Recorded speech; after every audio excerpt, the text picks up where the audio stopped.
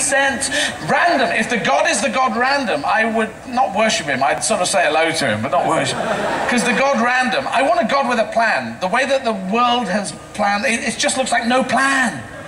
If God's up there, he's going, what's he doing? He's going, oh, earthquake down there, bad hair day for that guy. There's no plan. It looks like George Bush Jr. There's no plan.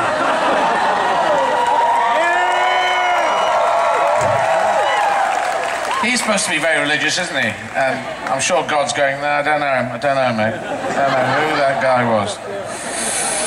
You can't have religion without language. It's impossible. You just can't have someone getting together and going, everyone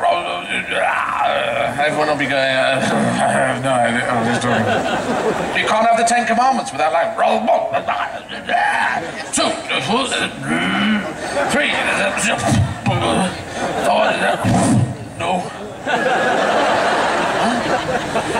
You can't have it, and you don't need the 10 Commandments. There's only one commandment, because I'm someone who can pick and choose. As a stand-up comedian, you do look around. You can look at all religions and all philosophies. I see religions as philosophies with a mystical topcoat of marzipan. And so I picked and choose, and I came up with 2 things that I believed in. Which is treat other people as you like to be treated yourself. Do unto others as you like to do. That's the golden rule. It's a very good one. And the second one was what goes around comes around, which is actually built into the first one, isn't it? Because if you treat other people, they won't come around. If you bite their ass, then they'll bite your ass. So there's only one. That's the only one you need. You don't need the rest of it. The 10 Commandments are not needed. It's just the one. Treat other people as you'd like to be treated yourself, and maybe we'll get to the world where it's all cool. But anyway, then the classical age was many years ago, 2,000 years ago, then it went down, and we had the Dark Ages, the Middle Ages, and then we had the Enlightenment, and then we had the Industrial Revolution going on. And Charles Darwin, back in England, in 18... wrote his most famous book, of course, called Great Expectations. And it was a story of an amoeba called Pip who went to stay at Lady Badcrumble's house. She had a very hot daughter called Alice who lived down the hole with the rabbits. And he showed the book to his wife, and his wife said, God, Charlie, this is a really weird book. You've gone way off on this one. Charlie Dickens, I think you've lost it. He said, I'm not Charlie Dickens, I'm Charlie Darwin. And he was in the wrong house. Charles Dickens and Charles Darwin lived 2 vowels away from each other on Dictionary Lane, just down from Alphabet Street, where Prince lived with Machiavelli. Now, later on, Charles Dickens wrote an excellent version of Great Expectations. And then Charles Darwin wrote his most famous book called, of course, Monkey, Monkey, Monkey, Monkey, Monkey, Monkey, You. This caused outrage in the monkey community. Monkeys were furious. They put Charlton Heston on trial in the famous monkey trial. He was sentenced to do 2 monkey films back to back. The first one was called Monkey Town, and the second one's called Let's Go Back to Monkey Town and Do Similar Things.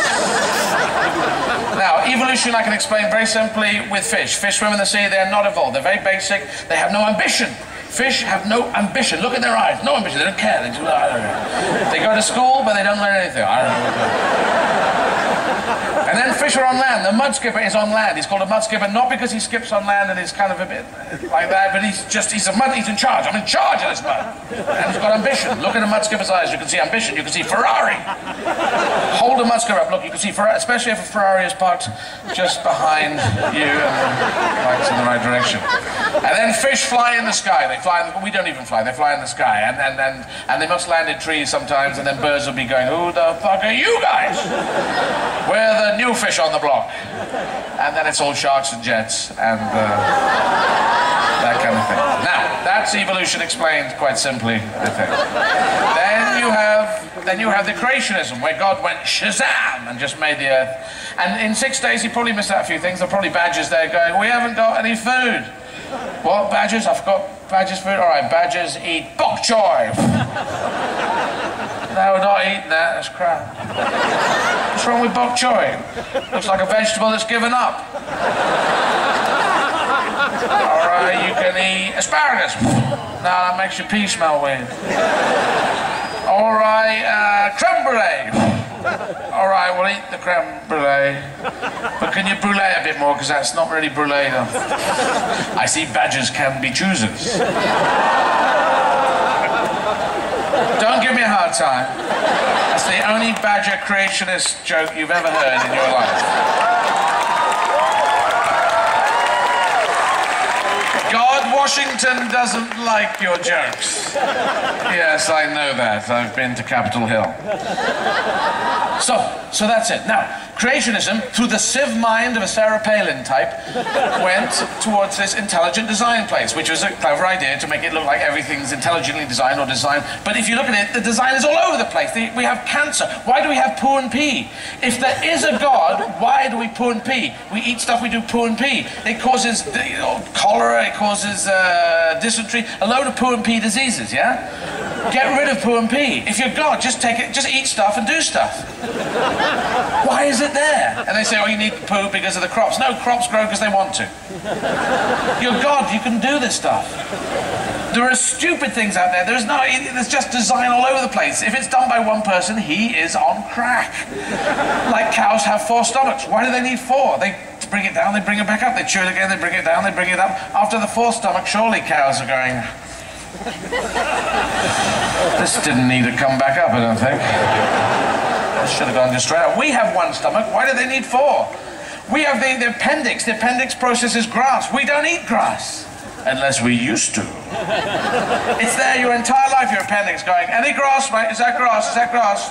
Is that grass? Appendix here. Do you want to run it through? What is that? Is that grass? Creme brulee? Are you sure? Just... Arsehole. What's that? What's that? Asparagus? Makes a piece, mate. You can just, like big grass, you can run it through the appendix. Come on, mate. This is ridiculous. I'm calling intelligent design. Yeah, is she there? Yes, the appendix. You guys having a laugh? Well, we've been here 17 years, no grass, so we want to be somewhere else. Where do we want to be? In the back of books. In the back of books. We want to be in the back of books. Put us in the back of books. We want Roman numerals, no page numbers, just endless lists of boring crap so no one ever reads us. Do that or we will explode. Your appendix explodes. It's the only part of your body that just randomly explodes. Intelligent design? I think not. So, in conclusion, ladies and gentlemen, I was an agnostic. Maybe some of you are, maybe you know people who are agnostic, who, you know, you're not quite sure what you want to believe. Or I think if you are an agnostic, you're probably agnostic in case there is an end of time. And then you could be in the agnostic queue, in the agnostic line. And you can say, because God will be there, and you go, oh, yeah, hi. No, I was never an atheist. No, I was agnostic, yeah. I was never quite sure. And now I'm sure. Mainly because you bloody turned up. Yeah, so can I come in? Because probably if there is a heaven and hell, there's only toilets. Probably like heaven's got toilets, there's no toilets in hell. Something like that. But yes, so now I am an atheist, but I'm a spiritual atheist. So this is what I think. Because I don't believe in God, but I do believe in us. I believe in people. I believe we can change things. If you ever get depressed, draw a line from the ancient Egyptians to now, and we are doing it. We are changing it. We've got gay marriage in Europe. You're arguing about it. We've got it. Things have moved forward. We are getting there. And one day, hopefully, we will have a world government with a government of the people, by the people, for the people.